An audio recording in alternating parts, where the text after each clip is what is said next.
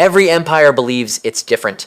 Every superpower thinks it's immune. But for 5,000 years, from Sumer to Rome to Britain to the Soviet Union, the same pattern has repeated with near perfect accuracy. A 9-stage cycle, a predictable arc, a rise fueled by ambition, and a collapse triggered by the same fatal mistakes. Today, we're breaking down that cycle step by step to show how every empire climbs, peaks, decays, and ultimately falls, and where today's world powers truly stand. Stage 1, the spark. The beginning of every empire starts with a spark.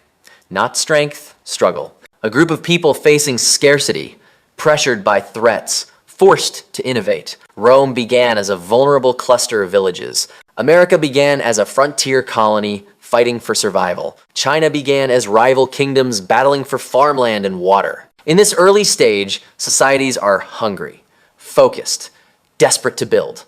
The leadership is often unified by external danger. This is the only stage where empires are truly humble, and because of that, it's the only stage where they grow honestly. Stage 2, the expansion phase. Once survival is secured, expansion begins. This stage is defined by 3 forces: military conquest, trade growth, population increase. Rome conquered the Italian peninsula. Britain mastered maritime trade. The U.S. industrialized and built continental power. At this stage, the empire is energetic and optimistic. Institutions form, borders grow, wealth begins to rise. But expansion is expensive, and empires begin searching for a way to finance it, which leads to Stage 3. Stage 3, the Golden Age.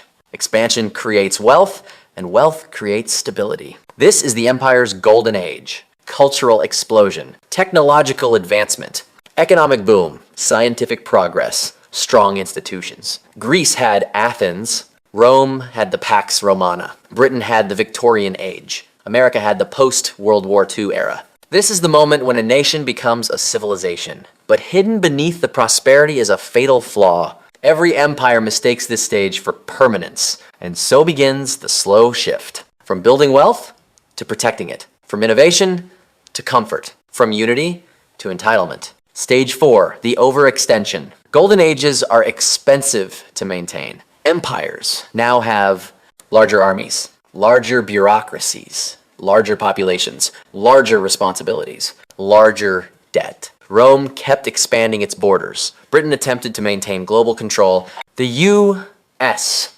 established hundreds of bases worldwide. In this stage, spending outgrows income. The empire becomes like a business that succeeded too fast, too big to manage. Instead of scaling back, it does the opposite. It borrows, it prints money. It increases taxation. Overextension sets the stage for the next phase, a slow, invisible rot. Stage 5, the wealth gap explosion. Every empire eventually reaches the point where wealth concentrates at the top. Rome's elites controlled vast estates worked by slaves. French aristocrats lived in luxury while citizens starved. America's wealth gap today mirrors the Gilded Age. The symptoms appear everywhere. Declining wages, rising living costs, housing crises, reduced social mobility, political fragmentation, anger at the elite. As inequality grows, trust collapses. People no longer believe the system benefits them. This creates social pressure and a demand for solutions. But instead of solving the problems, empires take the easy path. Stage 6, the corruption stage. This is the turning point. In this stage, institutions become self-serving. Political gridlock rises. Elites fight for advantage. Corruption becomes normalized. Democracy becomes performative. The public loses faith. Rome had corrupt senators buying votes. The late Ottomans faced political decay. The Soviet Union collapsed under bureaucratic rot. During this stage, the empire still looks powerful from the outside, but internally, it's hollowing out. Corruption in Stage 6 is always followed by Stage 7, the crisis. All the hidden weaknesses now become visible. Debt becomes unpayable. Wars become unwinnable. Prices become unstable. Governments lose legitimacy. This stage can take many forms. Financial collapse, hyperinflation, mass protests, civil unrest, internal conflict, external war, loss of global influence. Rome faced the 3rd century crisis. Britain lost supremacy after World War II. The Soviet Union collapsed in 1991. The crisis stage forces the empire to choose reform or repression. Most choose the second. Stage 8, the fragmentation. Empires rarely fall all at once. They fragment. 3 kinds of fragmentation occur. 1. Political fragmentation. Different parties or factions refuse to compromise. 2. Geographic fragmentation. Regions demand independence or autonomy. 3.